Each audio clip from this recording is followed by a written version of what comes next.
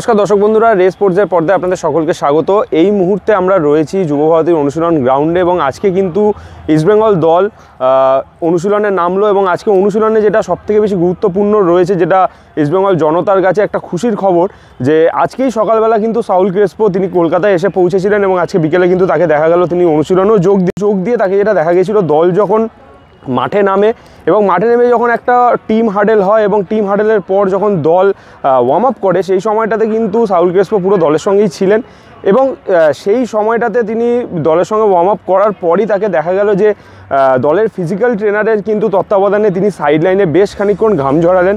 অর্থাৎ বোঝা যাচ্ছে যে তিনি কলকাতায় ফিরেছেন এবং দলের সঙ্গে যোগ দিয়েছেন ঠিকই, তবে তিনি এখনও যে পুরোপুরি সুস্থ হয়েছেন এবং তিনি যে ডার্বিতে খেলতে পারবেন একদম নিশ্চিত এমনটা কিন্তু নয়।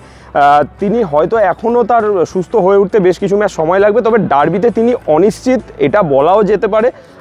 এবার কোচ অস্কার বুজন তাকে দেখবেন এবং কতটা কি রয়েছে সেটা বোঝা যাবে। অপরদিকে আপনারা গত ম্যাচে দেখেছিলেন যে আনোয়ার আলীর একটা চোট হয়েছিল এবং সেই চোটের পর কিন্তু তাকে দেখা গিয়েছিল যে তিনি হুইল চেয়ারে করে মাঠ ছেড়েছিলেন। তবে আজকে দেখা গেল যে আনোয়ার আলী কিন্তু অনুশীলনে এলেন, তবে তার ডান পায়ে একটা ক্রেপ ব্যান্ডেজ বাঁধা ছিল এবং তিনি বেশ খুঁড়িয়েই মাঠে ঢুকেছিলেন এবং মাঠে যখন ঢুকলেন, দল যখন টিম হাডেল করলো সেই সময় তিনি উপস্থিত ছিলেন, তবে তিনি দলের সঙ্গে কোনোভাবেই অনুশীলন করেননি এবং কিছুক্ষণ বাদেই তাকে দেখা গেল যে তিনি মাঠ ছেড়ে বেরিয়ে গেলেন। শুধু তিনিই নয়, মোহাম্মদ লাগরাও গত ম্যাচে চোট পেয়েছিলেন এবং তিনিও আজকে অনুশীলন করেননি, সঙ্গে মোহাম্মদ রাকিবকেও দেখা যায়।